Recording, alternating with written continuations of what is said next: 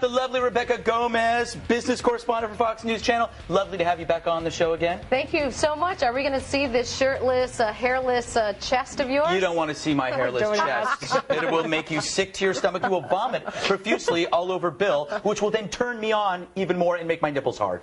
All right, in that case, forget it. Sorry, I am. I want to talk about this new survey that suggests men are too concerned with political correctness in the workplace to offer compliments to the women that they work with. But they probably have a good reason to be nervous, because 65% of women suspect there's nothing innocent behind a flattering remark from a work colleague. Rebecca, do men often compliment you at work, and do you find it strange?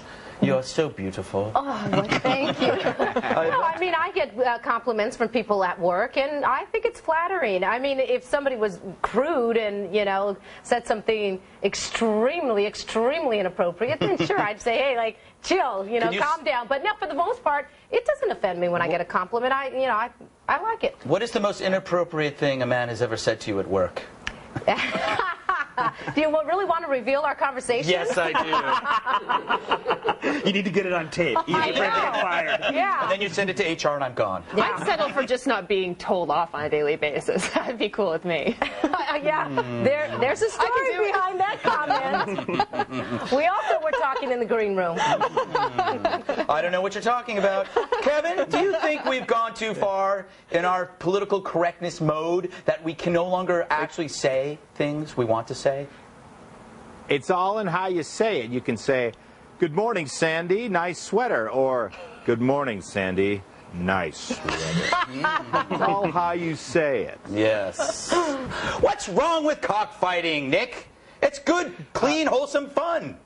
You know, when I read this story, I was just glad to hear about somebody else's cock being euthanized for a try. I don't even know what he's talking about, but somehow I'm amused by that sick comment. You know, if you don't have a right to cockfighting, you've got no rights at all. Exactly. Kevin, you know, most people would argue that chickens have the conscious level of shoelaces, and therefore actually them fighting is, they don't even know they're fighting. They're actually having a good time. Yeah, you know. That might have been the most appropriate response ever.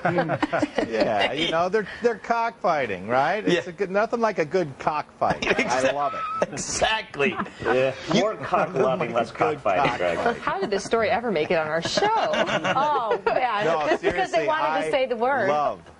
I love cockfighting. Well, you're gonna love this next story, from cockfighting to cannibals. Cannibal Arthur Shawcross, who was convicted of killing, I think, 11 prostitutes and actually eating a few of their body parts, says he wants a new bride after divorcing his 5th wife.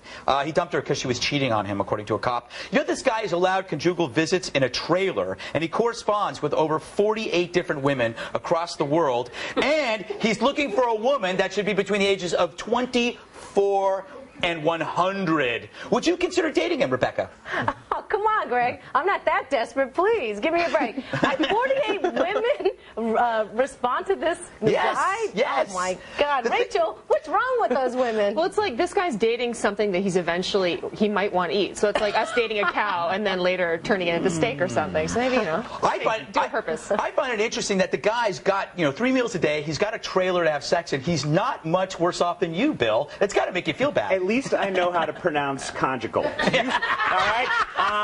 Conjugal is nothing. All right? There is no such word. Conjugal is prison sex with Jewish people. You didn't know that. All right, then conjugal. maybe he's had some kosher sex. Yes, I take it back. Yes. I take it back. Kevin, are you surprised that this man gets more action than most other men, and he's a cannibal? How about he gets more action than me and he's a cannibal? Oh my God, that's depressing. It is depressing. Kevin, you better start eating your women. That's the moral of the story. All right. Oh my God. Rebecca Gomez. I didn't think I could love Rebecca anymore. And she comes out with that. He didn't have a response. I don't have a response. All right, I want to talk. Then perhaps we should move on. Let's do a positive story. This Long Beach teen put off going to college so she could climb Mount Everest and be the youngest person ever to climb Mount Everest. Her name is Samantha Larson. She's 18 years old. She broke the record set by a 20-year-old Brit. She also graduated last month from high school with a 4.43 GPA. I don't know, though. You know what? I don't even care that she climbed Mount Everest. Show that picture again. Please. She's just adorable. Not the mountain! Actually, I'm sorry. Get back to that mountain. I have a strange obsession with mountains. All right, all right. I want to talk about these spy drones, especially to you, Godlington. Is this eroding our civil liberties? Absolutely not. I think it's an awesome idea, not least because you can hang them outside hotel rooms and we could have a next voyeurism like, I don't know, dronevoyeurism.com or something like that. It's really good, perving at people. Yes. Rebecca, I think that as long as you're in the public arena, when you're outside, you should not complain about being watched. I think they should send this. This is very true. They should send this drone to Godlington's apartment there. We want to see some stuff of him. He's a hottie. Do you like my apartment, by the way? This is actually my apartment. It's not a studio. Stop flirting, you two. And what are you drinking there? Vodka, Coca-Cola, with a little bit of lime. That's nice. Kevin Farley, let's save this show from turning into a big sex fest. Do you think having drones flying about you is a dangerous precedent to set? I think it's an elaborate window peeking scam. Everybody's just trying to get a little peek, little cheap thrill from the House of Lords. That's true. Wonderful. It's true. Little Mermaid in Denmark, statue in the Denmark capital, has been found draped in a Muslim dress and a headscarf. I think it was there for about a day until it was removed. The statue is a tribute to Hans Christian Andersen, who I believe is a singer. But I digress. Anyway, who would have done this, Rebecca, and why? I have no idea. I am so glad I asked you. Hey, look, if Islam wants to start a war on statues, I'm all for it. Just stay away from the people and the Jews, and it's all good. John Ashcroft threw blankets on Lady Justice when he gave his speech once, so nothing wrong with that. It's not exclusive to Islam. Can't attack him on this one. Kevin? Let's talk about mermaids. What? Yeah. You want to talk about mermaids? Let's talk about mermaids. Do they exist? Can I just say, I find mermaids hugely erotic. Yeah. They're the perfect woman. Yeah. They're topless, they hang out on beaches, you can have sex with them and they can't follow you afterwards because they've got no legs, and they're just awesome. So, you know, what about the actual sacrimonious ruining of this beautiful statue of a mermaid? Yes, actually, Rebecca, are you still attracted to him after that? Even more so, actually. Yeah. I've got a newsflash for Kevin. They don't have legs, and they also have vaginas. I hate to bring you a bear of bad news, but that's a biological, mythical creature fact. All right, enough talk about mermaids' genitalia. I want to go to my artwork. As you know, I draw the news. And I decided, wouldn't it be lovely if I designed burqas for my friend the unicorn in Little Fluffy McNutter?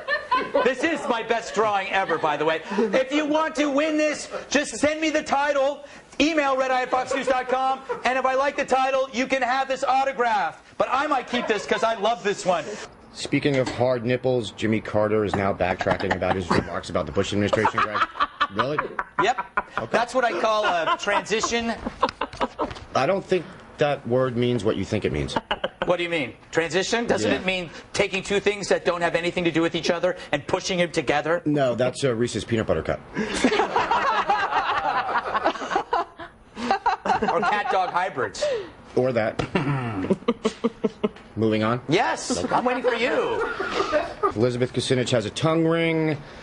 I was actually more interested in the fact that she's a Brit. You know, I was actually going to do some research on whether she'd be the first foreign first lady and what the ramifications of that might be, and I realized what a waste of time that would be. Men... That one was funny. Oh, my mic is on? Yes, your mic is on. Yep. That was good. Now that you know your mic's on, got anything else?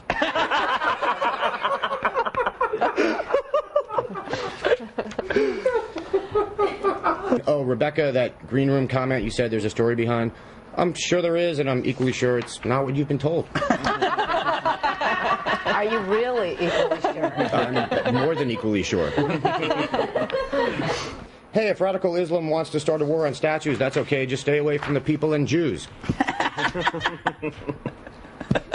Anybody want to pick up on that? The people and Jews. Thank you. Jews are people too. We are. I'm freaking out by this two-shot. What's going on here? Just giving you a break, Bill. Thank you. I appreciate it. Thank you so much. Anytime, brother. I'm done, Greg. Donald Trump claims that NBC didn't fire him because of the low ratings of Apprentice. He quit. I don't know about that, Samantha. Do you believe Mr. Trump? I think that he sucks. I've never really liked him, so I'm kind of glad he's off the air finally. But that's I'm not over it. But I want to ask you, why?